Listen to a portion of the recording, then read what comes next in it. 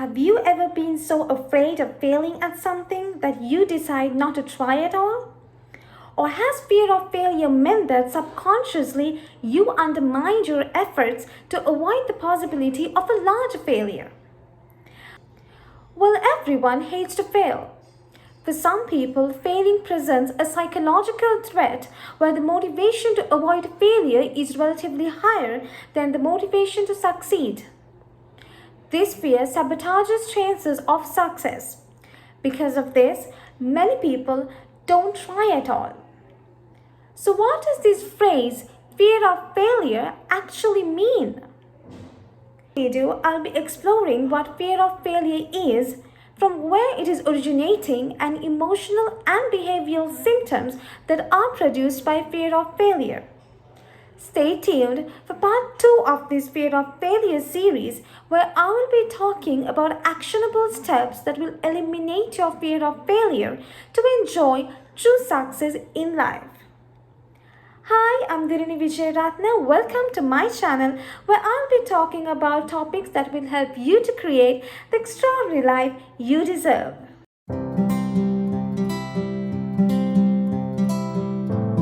We all have different definitions for failure, simply because we all have different values and belief systems. It's up to us how we perceive failure. A failure to one person might simply be an incredible learning experience to another.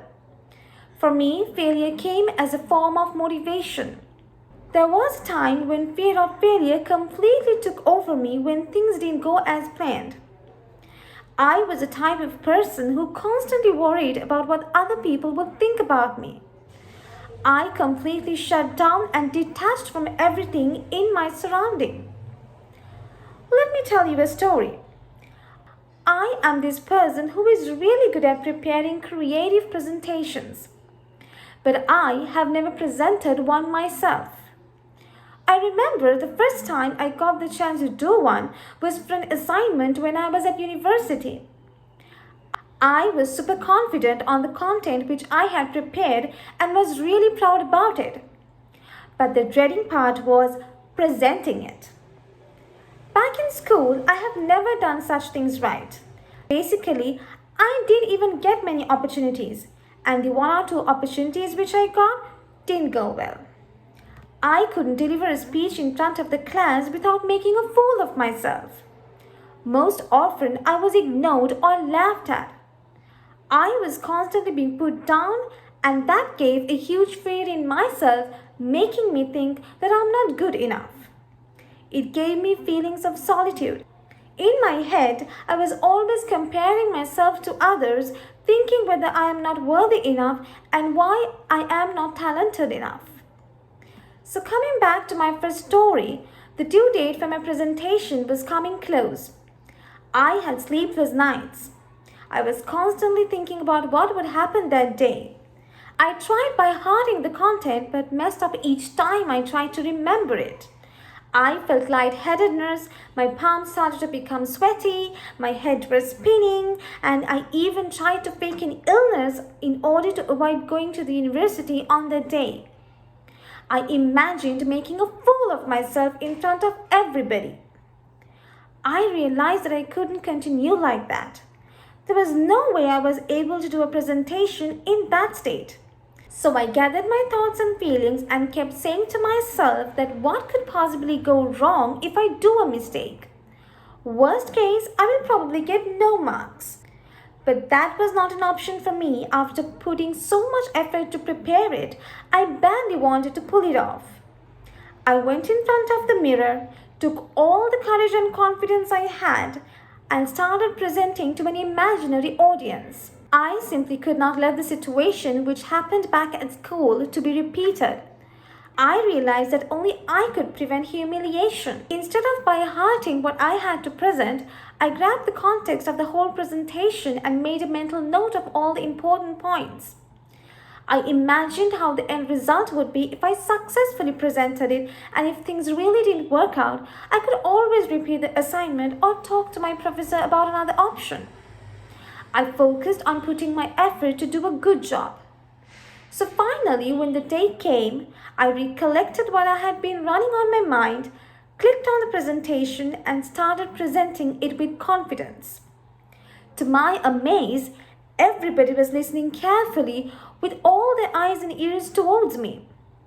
I delivered the presentation excellently and even got a standing applause from my professor. From that day onwards, which was a significant turning point of my fear, I continued delivering every presentation excellently and was a proud medalist at the convocation. I believe I faced my fear with courage and it gave me a rewarding result. Initially, I used to self-doubt a lot.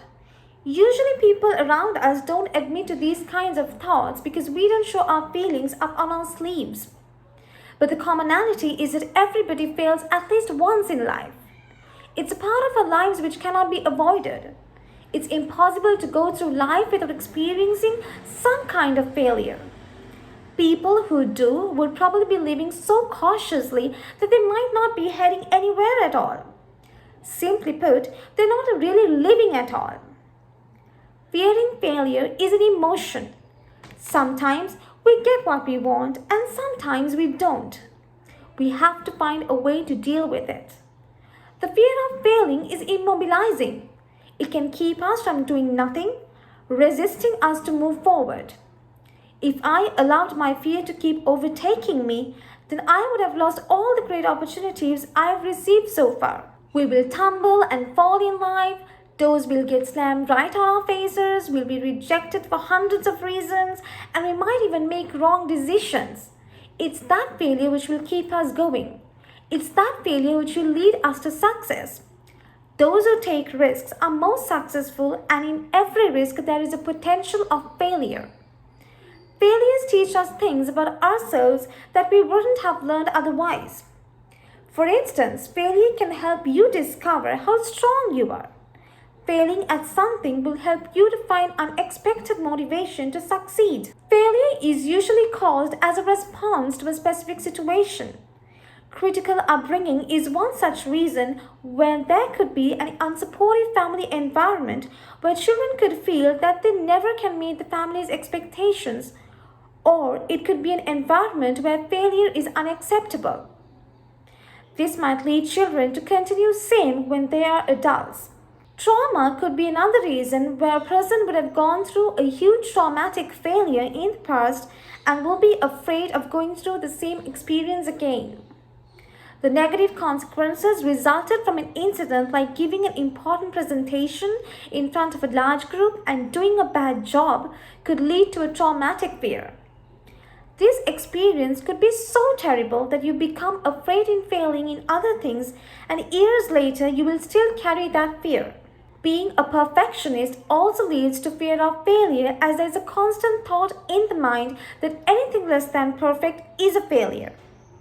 These types of people are reluctant to step out of their comfort zones and always aim for perfectionism. There is another group of people who fear about others seeing them as failures. They think that their failure significantly informs how others see them. This type of fear arises from over-personalization. My last identified cause is quite relatable to my story, and that is having different definitions for failure. Not being able to achieve something exactly how it was planned leads to a series of thoughts that will be hard to cope. Comparing yourself with others, thinking that you are not good enough as the others will make you more miserable. Fears that are caused by similar reasons will stop you from doing the things that will move you forward towards your goals. Fear of failure can be identified through a person's emotional and behavioral symptoms like reluctance to try new things, excessive anxiety, low self-esteem, avoidance, helplessness, feeling out of control, powerlessness, and indecisiveness. In addition to those, people with fear of failure will also show physical symptoms such as rapid heart rate, chest tightness, trembling, dizziness, sweating, and lightheadedness. I hope you now know what fear of failure is and why you are experiencing it. In part 2 of this series, I will be sharing some strategies on how to overcome fear of failure. Thanks for tuning in. See you in my next video. Bye.